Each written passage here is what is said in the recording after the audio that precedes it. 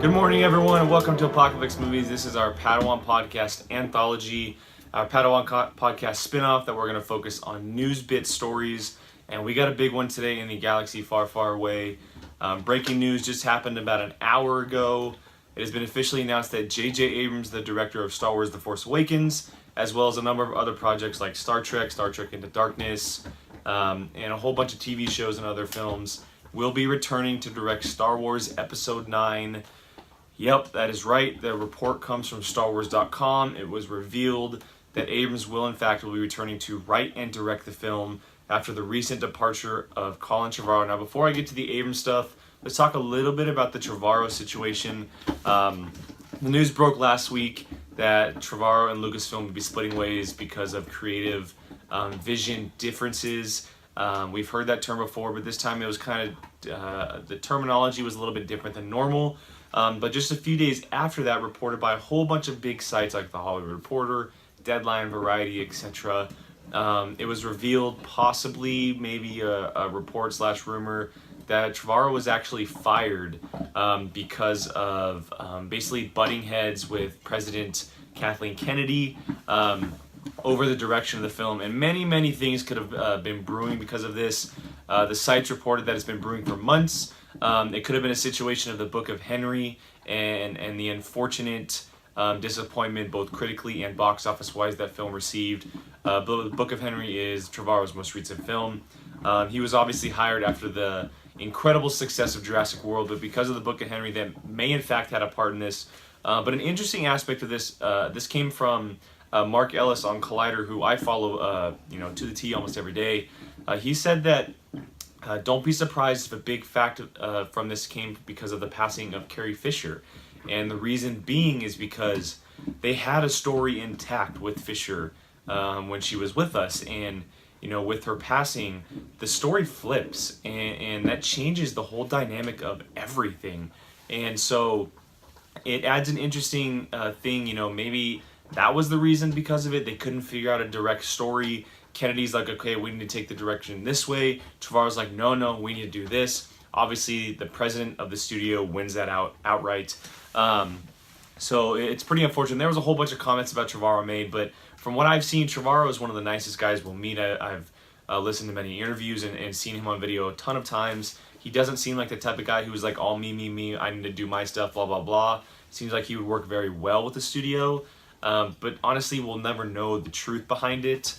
But moving on to Abrams, because that's in the past, this is now the future. Abrams, of course, he did The Force Awakens. He brought this new evolution, new saga, new era of Star Wars to us with The Force Awakens. Yes, there's a brain trust intact at Lucasfilm, and ever since that film, he's been involved in it.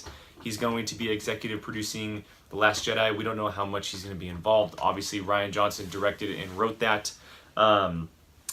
But it makes complete sense, and the reason why is because, one, he did The Force Awakens, okay? He's been involved with Lucasfilm and Star Wars before, and he said that he would only do one movie before while filming that film, but during the premiere and the press junkets for The Force Awakens, he said that, yes, he misses it. He regrets not signing on to direct another. And of course, the job opened up, and it makes complete sense that Lucasfilm would go after him. Why? Because they just let go a director that wasn't working well with them. Why not go back to the well and find someone who they worked phenomenally with? And people can argue, oh yes, The Force Awakens is just a rehash of A New Hope. It's not. It's a completely different film. Yes, it has elements that are very similar to that movie, but it's a completely different film. Structurally, sure, it may be a little similar. The characters are different. The story is definitely different. The finale and the setup for the next movie is by far different than what the first movie did. So it's a completely different film, and it makes sense as to why they would go back to him, bring the franchise full circle, give it to someone that they have trust in, who they have faith in, who they think can bring this ship home. I'm all for it. I think Abrams is a phenomenal director. Off the top of my head, there's not really something that I don't like of his. So I'm pumped about this. I'm excited. My first choice for the movie was Ava DuVernay. She did Selma, the Oscar-nominated Selma. She also is doing A Wrinkle in Time, which is a Disney film. And in my mind, I'm like, okay, Lucasfilm, Disney, they're working together. Wrinkle in Time is going to hit theaters here pretty soon. which means she would be open, available. Why not grab her? Get a female director. Patty Jenkins just crushed with Wonder Woman. Get DuVernay, who's in the Disney Circle, to direct Episode 9. She was the person I wanted to direct this movie. But I am in no way bummed or disappointed with the grabbing of Abrams. I enjoy his films. I enjoy his style. The Last Jedi from Rian Johnson seems like it's going to be a huge, I wouldn't say huge, but it's going to have extremely dark elements, more than we've seen in the Star Wars movie. So why not get a guy like Abrams to kind of lighten the mood up a bit, maybe not a lot, but a bit, and bring us home. And maybe, I don't know if the trilogy is going to end on a good note, but it's going to end on a good enough note to get us excited for what the future is going to hold for this franchise.